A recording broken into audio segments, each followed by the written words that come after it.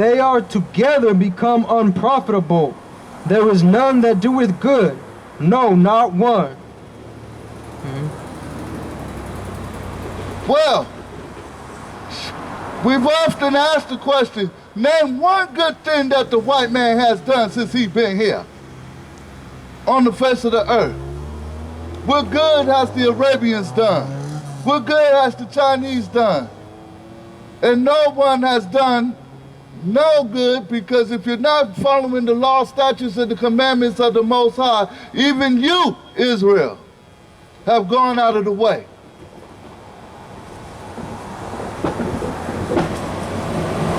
Deuteronomy 34, 33 and 4.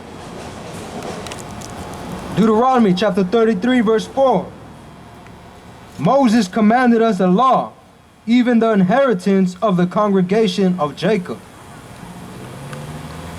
Jacob is Israel.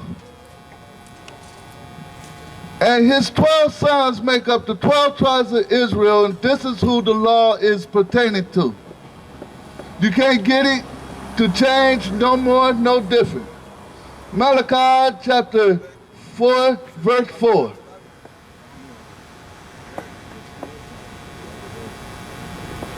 Malachi chapter 4, verse 4. Remember ye the law of Moses, my servant, which I commanded unto him in Horeb for all Israel, with the statutes and judgments. For all who? For all Israel. For all the children of Israel. The laws was not given to any other people. Exodus chapter 20, verse 3.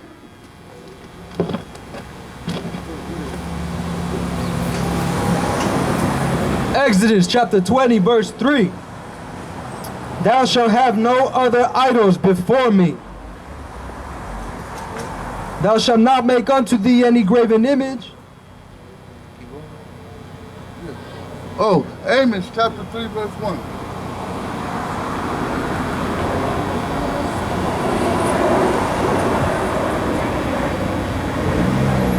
Amos chapter 3 and verse 1. Hear this word that the Most High has spoken against you, O children of Israel, against the whole family which I brought up from the land of Egypt, saying, You only have I known of all the families of the earth, therefore will I punish you for all your iniquities. It don't look like, and it don't sound like, with Amos chapter 3, 1 and 2, it sounds like he's worried about the Gentiles and their so-called iniquities. Because he says he's got a burden problem with us, Israel. He's speaking against us.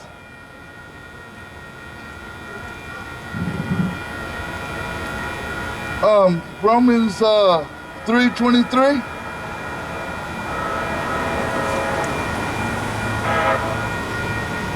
Romans chapter 3, verse 23. For all have sinned and come short of the glory of the Most High. This is the one where everyone wants to try to say, oh yeah, everybody's sinned, so all people are run short. And we all need the most, we all need, what's that word?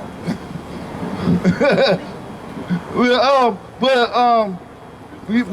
need, they use the name God.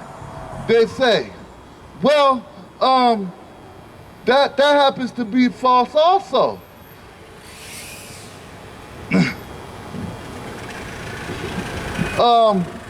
We forget Daniel chapter 9, verse 11.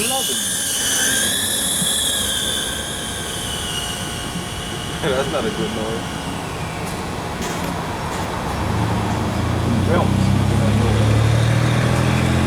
Daniel chapter 9, verse 11. Yet all Israel have transgressed the law, even by departing. They may not obey thy voice. Therefore the curse is poured upon us, and the oath that is written in the law of Moses, the servant of the Most High, because we have sinned against him. So the people that went astray are the 12 tribes of Israel, none else.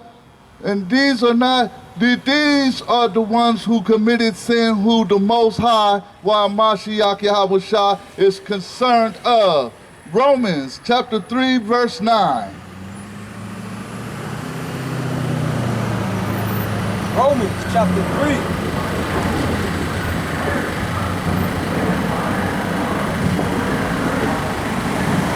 Verse 9. Verse 9. What then? Are we better than they? No, in no wise, for we have before proved, both Jews and Gentiles, that they are all under sin. This is where a lot of people would like to say, see, the Gentiles are under sin too. No. See, the Gentile, that means the person that is a Jew that is living outside of Jerusalem and not keeping the law, statutes, or commandments, just as we do here in America when we are not serving the law, statutes, and commandments of the Most High. We are Gentiles. And because you do not want to be a Gentile, you want to be a child of the Most High. Galatians chapter 3, verse 23.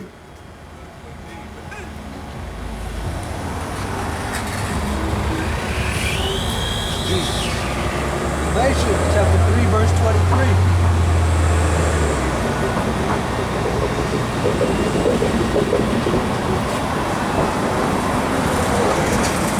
But before faith came, we were kept under the law, shut up unto the faith which should afterwards be revealed. So if you ain't under the law, you definitely don't need no salvation of being saved.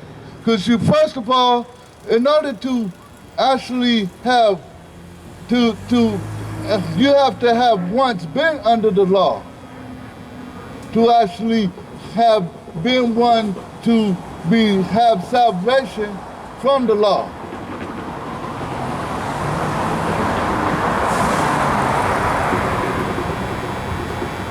Daniel chapter 9, verse 11, again.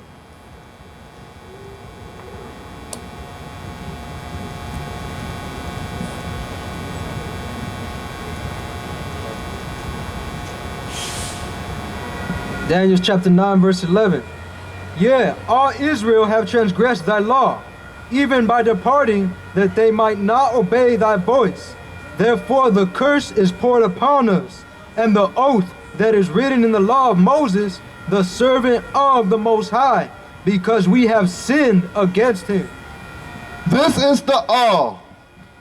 Israel, all of Israel, not all nations, for God only dealt with Israel.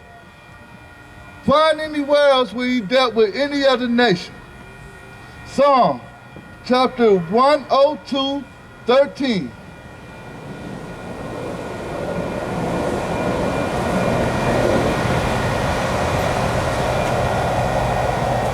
Psalms chapter 102, verse 13.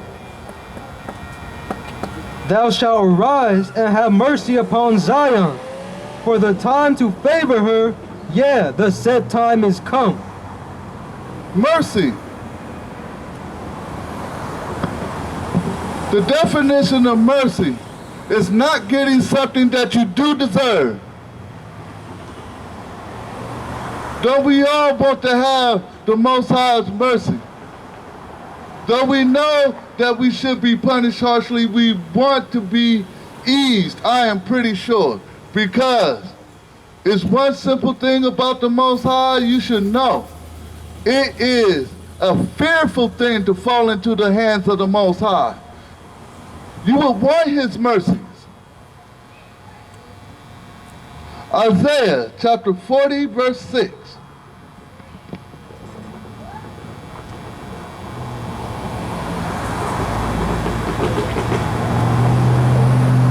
Isaiah chapter 40, verse verse 6. The voice said, cry. And he said, what shall I cry? All flesh is grass, and all the goodliness thereof is as the flower of the field. Go on. Well, yeah, you got to understand this land. And what he's trying to say is he will have a tender mercy upon you. As delicate as grass.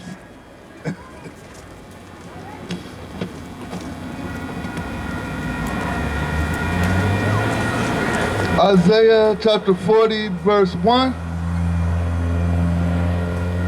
Isaiah chapter 40, verse 1. Comfort ye my people, saith your power.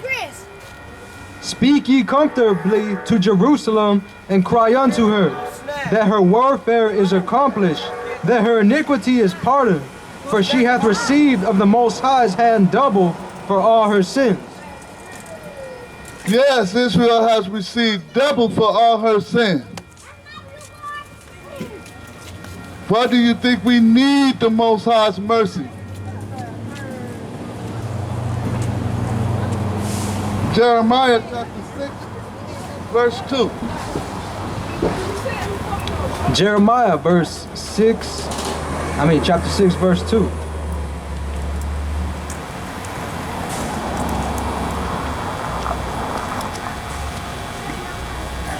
I have likened the daughter of Zion to a comely and delicate woman. That's it? That's it.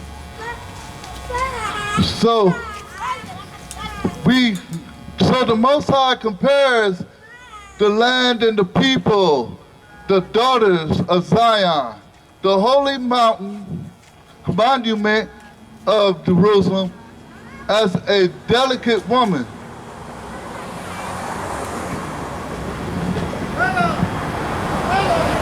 Isaiah 61:7.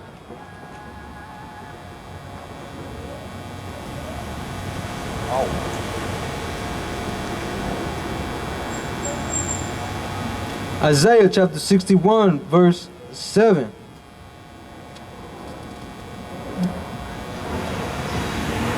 For your shame ye shall have double,